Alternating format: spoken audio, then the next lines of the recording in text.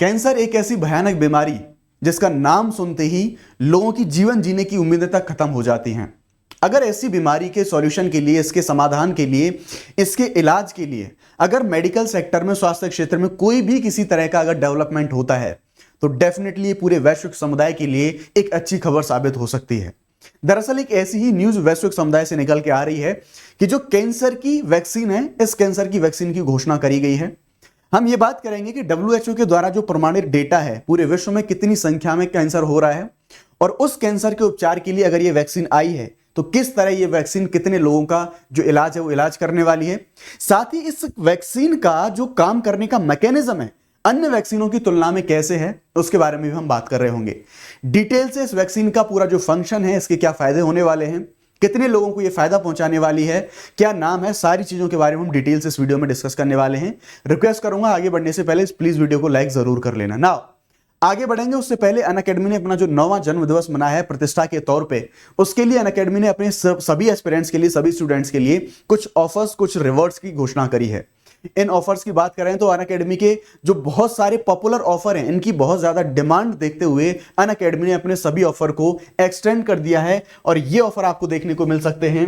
इनको 23 दिसंबर तक इन सभी ऑफर को एक्सटेंड करा गया है। इनमें हम बात करें तो 50% ऑफर मिल रहा था सभी जो कोर्सेज पे, उसके साथ साथ डबल ड्यूरेशन का एक्सटेंशन हमें मिल रहा था। लाइक अगर आप 12 महीने का कोई कोर्स परचेस करते हैं तो उस पर आपको 12 महीने का एक्स्ट्रा यानी कि 24 महीने के लिए आपको उसकी वैलिडिटी मिलने वाली थी। प्रीलिम्स के लिए GS CSET टेस्ट सीरीज, साथ ही मेंस के लिए सारे सब्जेक्ट का कंप्लीट कंटेंट मटेरियल, साथ में प्रैक्टिस जो मॉक टेस्ट है हमारे वो, उसके साथ साथ 1-to-1 मेंटरशिप जैसी सारी चीजें आपको वन स्टॉप सॉल्यूशन के तौर पर इन सभी बैचेस में देखने को मिल सकती हैं। अगर आप इसका फायदा लेना चाहते हैं तो आपको मेरा कोड यूज करना होगा एंड दिस इज शुभ50। ये कोड अगर आप यूज करेंगे तो आपको जो मैक्सिमम डिस्काउंट है उस मैक्सिमम डिस्काउंट को आप अवेल कर पाएंगे। नाउ इसी तरह से हमारे पास शिखर बैच 2026 हिंदी के लिए है और लाइव हो चुका है। ये आरंभ बैच इंग्लिश के लिए 2026 के लिए, इग्नाइट बैच 2026 के लिए इंग्लिश का है और आगाज बैच 2027 के लिए ये फाउंडेशन बैच होने वाला है। आप अगर इंटरेस्टेड हो, बेहतर गाइडेंस की आप तलाश में, तो इन बैचेस को देख सकते हैं। इसी प्रकार से यूपीएससी के जो ऑप्शनल एग्जाम्स हैं उन एग्जाम्स के लिए history, geography, anthropology, PSIR, sociology, इन बैचेस को भी आप अवेल कर सकते हैं। अब हम हमारी न्यूज की ओर मूव करते हैं कि क्या है पूरी खबर।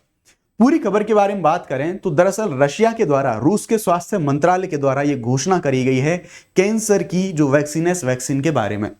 रूस ने 2025 में ये जो वैक्सीन है इसके लॉन्च होने की जो संभावना है ये जताई है, यानी कि बहुत जल्दी, सिर्फ कुछ ही दिन की बात है और बहुत जल्दी 2025 में ये जो वैक्सीन होगी, इस वैक्सीन को लॉन्च कर दिया जाएगा। कैंसर टीके की घोषणा भी रूस के द्वारा 2025 में लॉन्च करने की घोषणा करी है। बड़ी बात, अच्छी बात यह है कि ये जो रूस के नागरिक हैं उनके लिए निःशुल्क वितरण हमें इसका देखने को मिलेगा। अब इसके साथ साथ वर्तमान में जो क्लिनिकल परीक्षण हैं इनसे ये जो वैक्सीन है ये गुजर रही है, यानी कि अभी इसके जो टेस्ट हैं, क्लिनिकल परीक्षण हैं, उनसे निकल रही है। लेकिन अच्छी बात ये है, अच्छी न्यूज ये है कि जो क्लिनिकल टेस्ट में इसके जो रिजल्ट्स आ रहे हैं वो बहुत ज्यादा एक्साइटिंग रिजल्ट निकल के आ रहे हैं। जिस तरह के रिजल्ट जो क्लिनिकल टेस्ट में आ रहे हैं, अगर वास्तविकता में इलाज में ऐसे ही टेस्ट आए तो डेफिनेटली ये वैक्सीन अपने आने वाले टाइम में कैंसर के इलाज के लिए बहुत ज्यादा पॉपुलर हो सकती है। ये वैक्सीन बाकी वैक्सीन के कंपैरिजन में अलग कैसे, मैं ये भी आपको बताऊंगा कि ये अलग तरीके से कैसे काम करने वाली है। ये जो न्यूज की घोषणा है, ये जो वैक्सीन की घोषणा है, इसके बारे में बात करें तो रूस की जो आधिकारिक न्यूज एजेंसी है टास, TASS, इसके बारे में बात करें तो इसी के हवाले से खबर निकल के आई है। रूसी स्वास्थ्य मंत्रालय के रेडियोलॉजी मेडिकल रिसर्च सेंटर, इसके जनरल हैं डायरेक्टर एंड्री कॉपरिन, इन्होंने रूसी रेडियो चैनल पर इस वैक्सीन को लेकर जानकारी दी है, जो टास के बारे में हम बात कर रहे थे। ये जो वैक्सीन है स्पष्ट रूप से आम जनता को कैंसर से बचाव के लिए दिए जाने के बजाय कैंसर रोगियों को उपचार के लिए या फिर उसका इलाज करने के लिए इस्तेमाल किया जाएगा। ये बड़ी इंपॉर्टेंट चीज है। हम जानते हैं मेजरली जो सामान्यतः जिन वैक्सीन होती हैं उन वैक्सीन का काम होता है किसी बीमारी को प्रिवेंट करना, यानी कि जैसे हम पोलियो वैक्सीन के बारे में बात करें तो पोलियो के जो पहले ही, पोलियो बीमारी होने से पहले ही उस वैक्सीन को लगाया जाता है ताकि हमारी जो शरीर की प्रतिरोधक क्षमता है, जो इम्यून सिस्टम है, वो पोलियो के वायरस के लिए प्रतिरोधक क्षमता जो है वो डेवलप हो जाए। यानी कि प्रिवेंशन के तौर पर, निवारक के तौर पर हम ज्यादातर जो वैक्सीन है उनका यूज करते हैं। लेकिन ये वैक्सीन उन मायनों में डिफरेंट है कि निवारक के लिए नहीं, बल्कि जिन लोगों को कैंसर होगा उन लोगों के इलाज के तौर पर, ट्रीटमेंट के तौर पर इस वैक्सीन को दिया जाएगा, ना कि प्रिवेंशन के तौर पर। इसलिए वैक्सीन काफी अलग है अन्य वैक्सीनों की तुलना में। यह टीका हर तरह के कैंसर रोगियों को दिया जा सकता है, अभी ऐसी बात हमें निकल के आ रही है। एक जरूरी बात यह इसके नाम के बारे में कि इस वैक्सीन का नाम क्या है।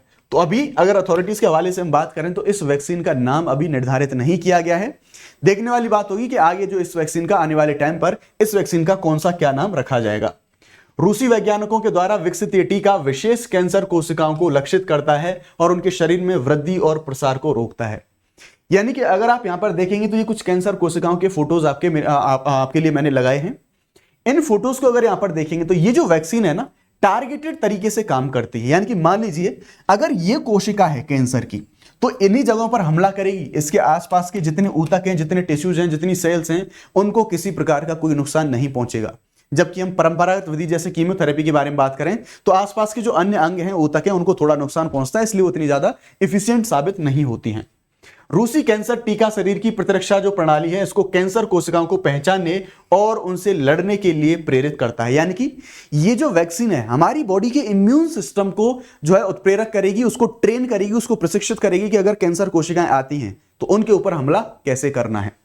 कैंसर कोशिकाओं को लक्षित और नष्ट करने के लिए प्रशिक्षित करेगा यह टीका, बिना स्वस्थ ऊतकों को नुकसान पहुंचाए। यानी कि जो उसके आसपास जो हेल्दी टिश्यूज हैं, हेल्दी सेल्स हैं, उन सेल्स को किसी प्रकार का कोई नुकसान नहीं पहुंचेगा इस वैक्सीन के माध्यम से।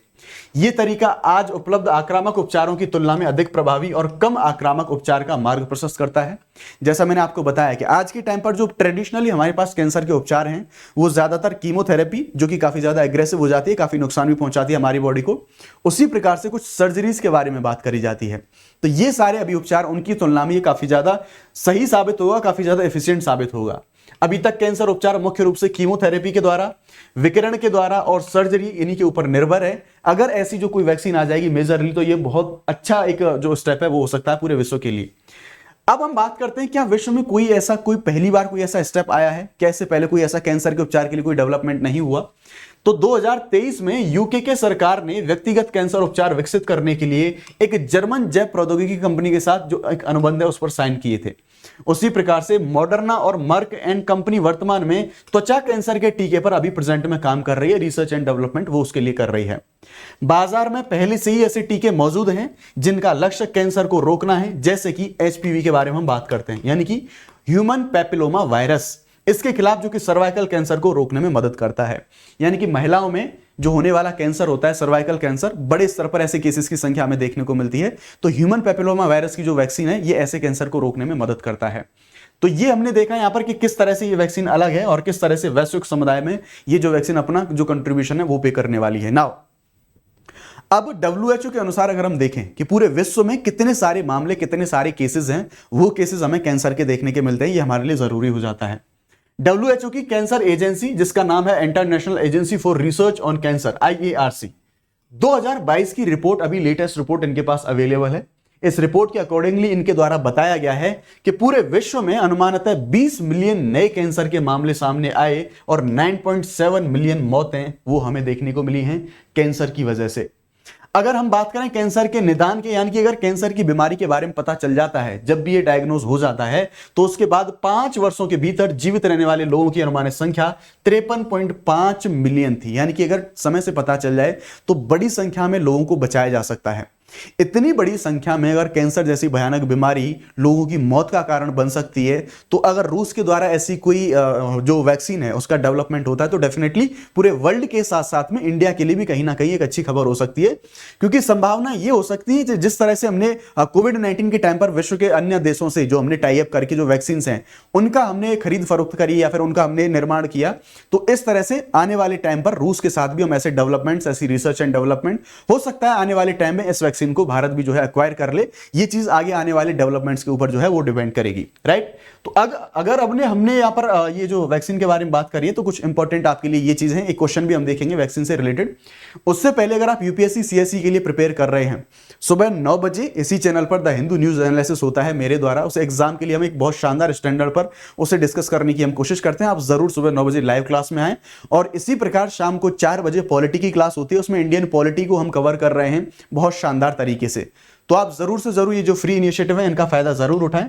नाउ आपके लिए क्वेश्चन है, जब हम वैक्सीन की बात कर रहे हैं तो क्वेश्चन बताना आपको निम्न में से कोविड-19 की किस वैक्सीन को रूस के द्वारा तैयार करा गया था। Option number 1 Covaxin, option number 2 Sputnik V, option number 3 ज़ाइफाइवैक्स, ऑप्शन नंबर डी मॉडर्ना। इनमें से कौन सी वैक्सीन को रूस के द्वारा डेवलप करा गया था? इस क्वेश्चन का आंसर आपको कमेंट सेक्शन में देना है। तो ये थी काफी इंपॉर्टेंट न्यूज थी हमारे हेल्थ सेक्टर के लिए। अगर आपको वीडियो अच्छा लगा है तो प्लीज वीडियो को लाइक जरूर करें और क्वेश्चन का आंसर कमेंट में करना ना भूलें। Thank you very much. जय हिंद। Let's crack it.